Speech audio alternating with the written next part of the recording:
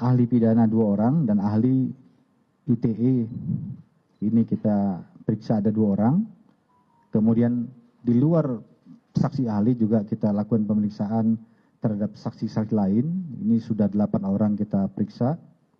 Sehingga setelah dilakukan pemeriksaan terhadap saksi ahli dan para saksi yang lain, penyidik menaikkan status Saudara Suryo dalam kasus ini sebagai tersangka. Dan saat ini dilakukan pemeriksaan ya dengan status tersangka. Beberapa presiden-presiden Indonesia yang dosanya masih dicatat dan tidak pernah dieksekusi di Indonesia ini. Justru dosa presiden yang paling kecil atau kasus presiden yang paling kecil hanya masalah ijazah, yang menurut saya ijazah itu tidaklah merupakan hal yang paling penting di negara ini.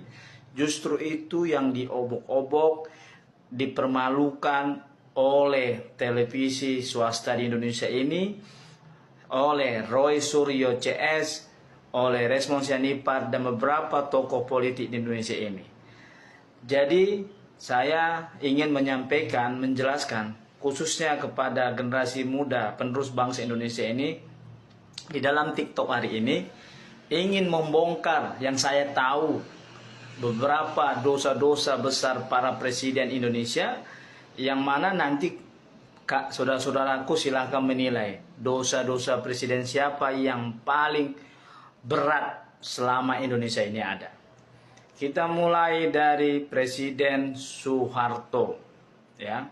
Seperti kita ketahui bahwa Presiden Soeharto, suka tidak suka harus kita akuin, mengambil keuntungan atas terjadinya G30S PKI.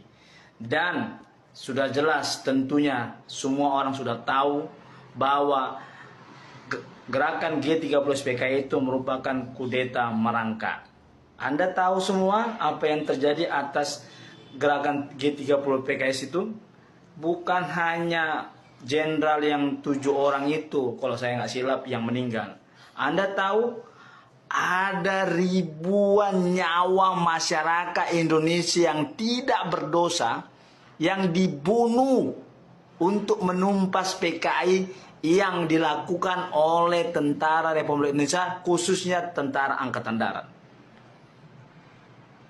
Ribuan masyarakat Indonesia dibunuh oleh tentaranya sendiri, oleh saudaranya sendiri, atas perintah pada saat itu petingginya adalah mantan presiden Republik Indonesia, yaitu Soeharto.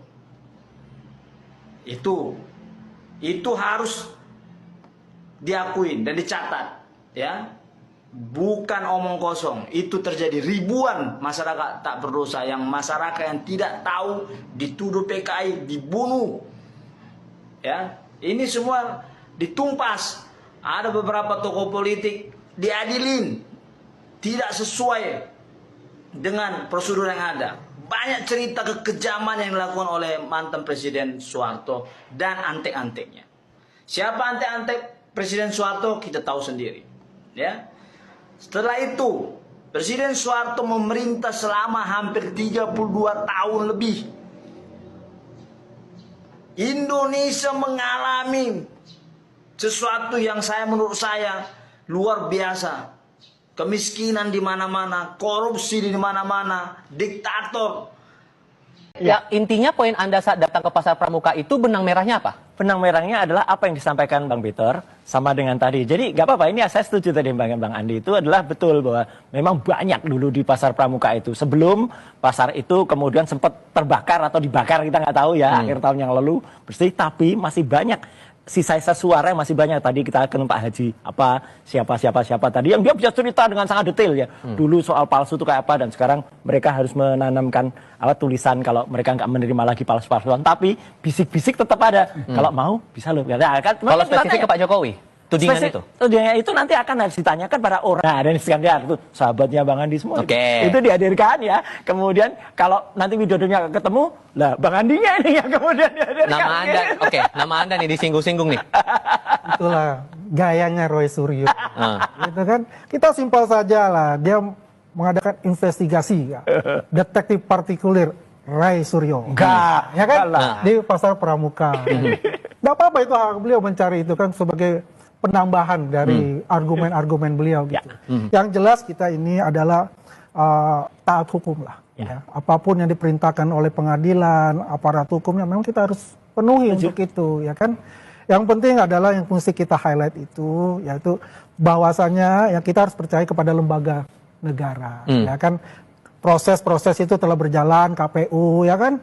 KPU Solo maupun KPU DKI. Sedangkan KPU DKI, Ketua KPU DKI pada itu Pak Juri Ardianto yang sekarang wakil Menteri Seknek, itu kan mengatakan saya terima loh, dan itu asli.